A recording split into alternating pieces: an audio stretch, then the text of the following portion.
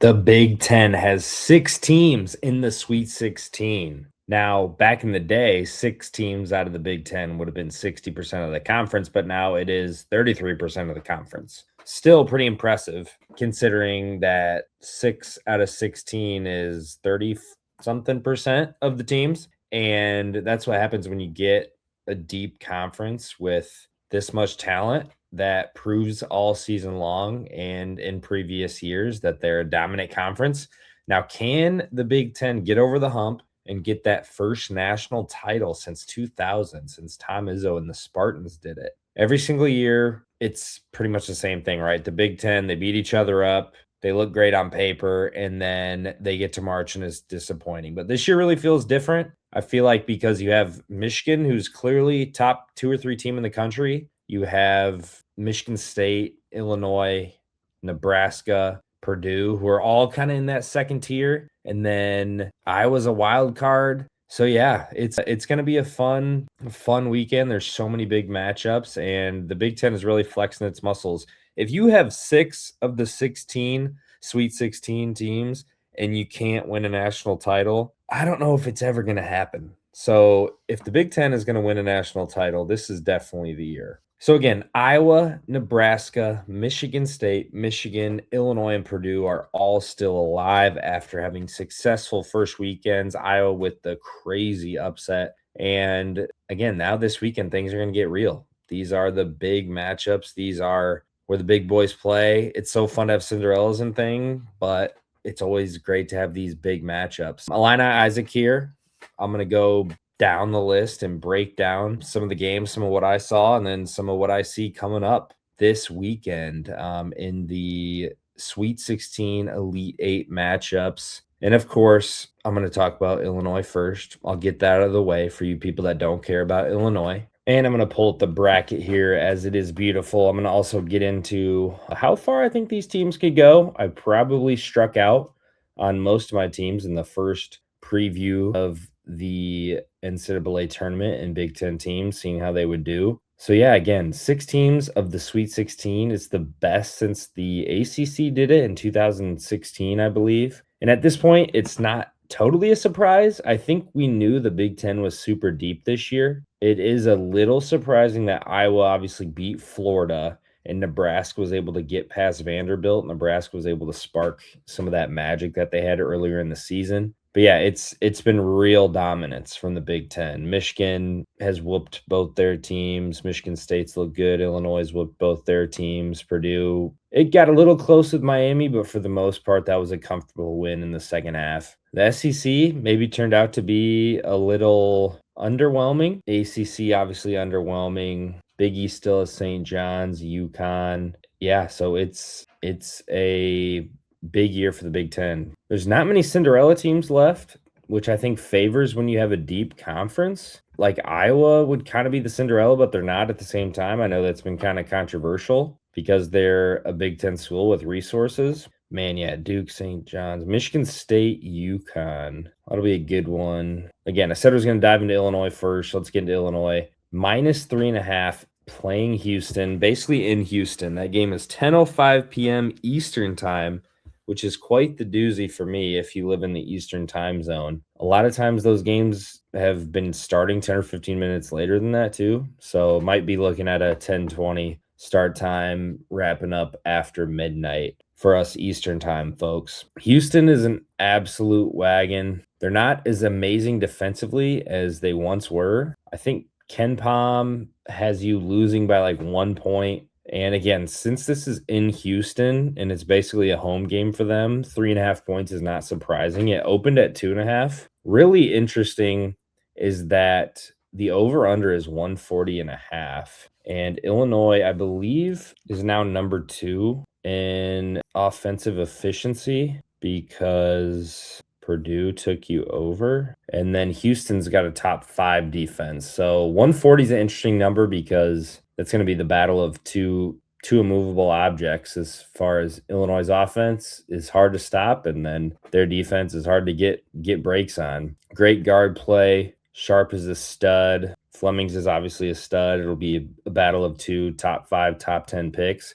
Tickets as low as $507 if you've got an extra $507. For Illinois, though, if you can beat Houston, you can take on Iowa or Nebraska to go to the Final Four, two teams of which you've already beaten this season. Fleming's averages 16.2, Sanak averages 7.8 rebounds, and Fleming's is the leading assist man. You score a little bit more than them, but they allow 7 less points than you a game. Other than that, stats are pretty similar. Illinois has not been a big steal team all year. The one thing about Houston, again, if you're really looking for things to pick at here, but they did dominate Idaho and Texas A&M. I think they were tied for the combined winning margin for a 2 seed in their first 2 games, something crazy like that. They won by 31 and they won by 62 combined points in the first 2 games. But if you look at Houston's schedule, lost by 3 to Tennessee, who you beat, whooped all these teams for the most part, barely beat Texas Tech, lost to Texas Tech at Texas Tech. They lost 3 consecutive games at Iowa State versus Arizona and at Kansas. So similar to Illinois, playing pretty well in this middle stretch besides one slip up, and then you play 3 of your toughest games of the season and you lose all 3 of them. Sounds pretty similar. Illinois did that with Michigan State, Michigan, and then going to UCLA, which really put a damper on this season and how you thought things were going to go. So yeah, it's going to be an absolute battle, and Houston again is favored by 3.5 points. But I think I'm gonna take Houston winning a close one just because I haven't seen Illinois beat a really good team since they won at Nebraska February 1st. But that one's going to be so fun. Maybe the matchup of the weekend. It's really hard to say. All these games are so good. But yeah, Houston I think is just going to be a little too much. And the Big 12 is a beast of a conference. And they've looked, I think overall they've looked better than you for stretches of the season and especially the last month or two. So that is going to be a fun one. I do think the winner of Illinois-Houston, though, makes the Final Four and will give Duke or Michigan State or UConn a battle up there in that region. Alrighty, moving on. Iowa, Nebraska. Let's stay in the South region. 2 teams that a lot of people didn't have there. Nebraska only a 1.5 point spread as they're 5 seeds higher. And these 2 teams played, let's see. Nebraska lost at Iowa. That was when Nebraska was kind of slumping. I say slumping. They lost to Michigan, Illinois, Purdue, and Iowa. And they got whooped by UCLA. So they split during the season, 5 points. They lost by 5 points, and then they won by 9, which that was a pretty good game, too, I remember, in Lincoln. 2 just gritty teams. They played different, definitely. Sturts has not been amazing in this tournament, and I just trust Hoiberg to get these guys ready to go and be gritty, not turn the ball over, score when needed. I like the last 2 games, especially that Vanderbilt game in the clutch, that was the type of team you saw from Nebraska earlier in the season. It was like they were incapable of making bad decisions in the crunch time. And Sanford is one of my favorite players to watch, no joke, because his shooting stroke is so smooth. That, unfortunately, is going to be one Big Ten team guaranteed to lose. I'm going to take Ben McCollum's a stud, and he coached great the first couple of games. I mean, they had a coin flip basically against Clemson. Maybe they were a few point favorite, and then took down the national champs, the defending national champs. Yeah, give me Hoiberg, give me Rink Mast, Samford, Sam Hoiberg. Can't even say Buchtengel. His last name is a doozy. Let's get into Michigan and Michigan State. Michigan State and UConn. Now, UConn didn't look amazing against Furman. Furman looked better than a 15 seed, though. UConn's favored by 2.5 points. That game is Capital One Arena in D.C. Interesting. $476, so that's not a cheap ticket either. Michigan State and UConn, 2.5 points, 140. So the spread is almost exactly as the Illinois-Houston spread as well. Again, UConn did not look amazing their first game, and then the first half against UCLA, they did not look amazing, and then Caravan just took over. I think he had 27 points for UConn. The Big East was down this year, but UConn still had a handful of weird losses. Michigan State's looked pretty good their first 2 games. Louisville gave them a battle, but they ended up pulling it out late. Cohen Carr was great in that game. Man, I'm going to take Sparty I think Michigan State can get it done against UConn. Fears is playing just really good basketball. Defensively, they haven't been great, but UConn goes on weird stretches where they don't score a bunch of points. So, yeah, I'm going to take Michigan State to beat UConn. And then doesn't it just feel like the type of Michigan State team that would somehow beat Duke and get to the Final Four? That Duke team also hasn't looked amazing either. So against Louisville, Jeremy Fears had 12 points. Man, he was not efficient. 12, but he had 16 assists. Holy cow. Cohen Carr had 21 points. To beat Cohen Carr and basically not be able to shoot, even though he hit 2 threes and score 21 points and 10 rebounds, is pretty impressive. That dude might be the best in-game dunker I've ever seen in my life. He is a stud. He is definitely a stud. So Michigan State, I think, beats UConn to play Duke. Izzo versus Hurley, that's going to be an absolute blast. Moving on to Michigan, I think should be the national title favorite at this point. Haven't looked amazing, but it's like whenever they need to turn it on, they do. They're 9.5-point favorites. Holy cow. Alabama has looked like a wagon the second game. They didn't look amazing against Hofstra, but in the second half, they blew them out. They hit a crazy amount of threes against Texas Tech. That game was never close. Texas Tech was 4 for 25 from 3. They hit 19 threes, 19 for 42. There was a stretch where they made like 10 of 11 or something crazy. This is without Holloway as well, who was probably their second or third best player. Phylon didn't even play that well, and they still won by 35. Yeah, that's going to be a blast. I mean, Alabama's offense, they score so much. They score so fast. They are definitely different than Illinois, but they score like Illinois, and they get up threes like Illinois. And Michigan was able to handle that. It's crazy. St. Louis played a pretty good game, and Michigan still won by 23. I don't think I'm going to take Michigan to cover, but I'm going to take Michigan to win, beat Alabama. Man, if Nate Oates can take out Dusty May in Michigan, he's gonna keep getting bites at the apple. He's gonna end up getting himself a statue in Tuscaloosa. That'll be an absolute fun game too. Yeah, give me Michigan.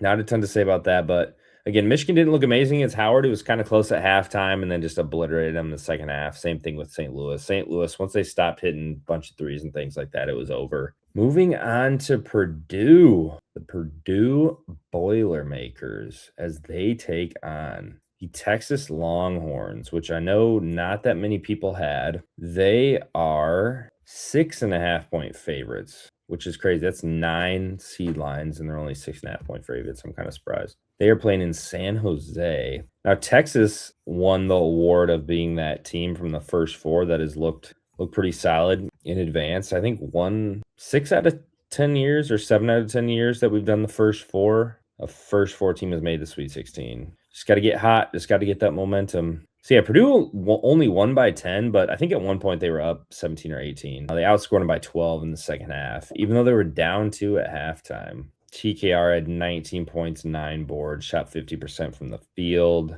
Cox was 3 for 4 from 3, which is he okay? I think he got hurt. Maybe not, but Braden Smith did not play that great. 3 for 12, 0 for 4 from 3. He still had 8 assists, of course, 2 rebounds. And Braden Smith in the Queens game set the all-time assist record, which props to him. That's an amazing stat. He's played a long time, but man, Purdue got nothing from their bench. 5 points. Benter didn't score. Meyer didn't score. Jakari Harris had 5 points. Fletcher Lawyer was great, though. 4 for 4 from 3. That's what Purdue was missing for so long this year. Kind of like for Illinois, it feels like their worst games this year are when Tommy did not play well at all. Thomas Slavivicic, that's the same thing with Purdue. Their worst games are when Fletcher Lawyer just doesn't show up and doesn't hit anything. Man, that's another tough one. I think Water's going to find its level, and Purdue's going to get Texas by 8 to 10 points. So give me the Boilers, and then they will get Arizona. I don't know how you can pick against it. I'm going to take Arizona to beat them. I know it's not going out on a limb, but Arizona's look great. Utah State had them for a second, but that Arizona-Arkansas game is going to be a blast too. Acuff has been on an absolute heater. Absolute heater. Again, I still can't get over how Purdue turned it around. Proves the regular season really doesn't mean much, but they were so bad in that stretch. So bad. Let's see, what was their worst loss? Purdue was 1, 2, 3. I think they finished 6-6 on the season. The loss at Indiana was a bad loss. Michigan lost to Michigan State, lost at Ohio State, lost to Wisconsin. I guess none of their losses were like totally abysmal. The worst one was probably at Ohio State, which that was still a tournament team, but they just did not look right. I think even like the Northwestern game at home, yeah, they almost lost. But hey, they figured it out at the right time. That's all that matters. That is all that matters. All right, so Illinois, Purdue, Michigan, Michigan State, Iowa, and Nebraska. Again, just to recap, I'm going to take Nebraska to beat Iowa, and then Houston, unfortunately, to beat my Illini, just because I think their defense is so amazing, and Illinois hasn't beaten a team of Houston's level since they won at Nebraska February 1st. Then I'm going to take Houston to knock the Big Ten out of the South region. So unfortunately, I think all three South region Big Ten teams will be gone by this weekend. Give me Michigan State to make the Final Four and beat UConn and beat Duke. 2.5-point spread. That's not that much, man. Give me Michigan to beat Alabama, but Alabama to cover the 9.5, and then Michigan will beat. Man, Iowa State just throttled Kentucky in the second half. That I could see Iowa State getting Michigan, but I think Michigan will do it. Michigan to the Final Four, Houston to the Final Four, Arizona to beat Purdue.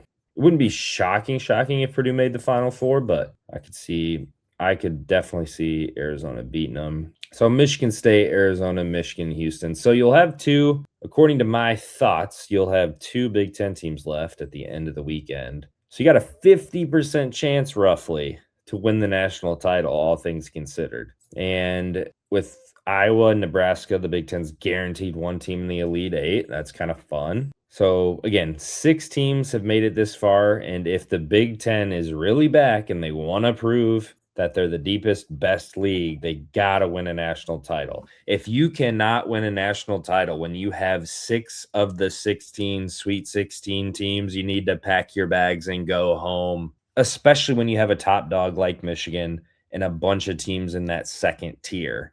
Is this finally the year that the Big Ten can get it done? We will see. We will see starting on Thursday night. We have an absolute banger of a slate. Purdue and Texas, 7:10. These are Eastern time. Iowa, Nebraska, Illinois, Houston. Houston is going to be buzzing because whoever wins from the Iowa, Nebraska game is going to stick around and root on, I'm sure, Illinois, because they'd rather play Illinois. And then Arkansas, Arizona at 9:45. Friday night, you got St. John's Duke, which will be a fun game. Alabama, Michigan, 7:30. Michigan State, UConn, and then Tennessee, Iowa State. So yeah, thanks everybody for tuning in. I love Big Ten basketball. I love the NCAA tournament. This is the best time of the year. The first weekend of the tournament and the tournament just in general is like the best month, best few weeks of the year.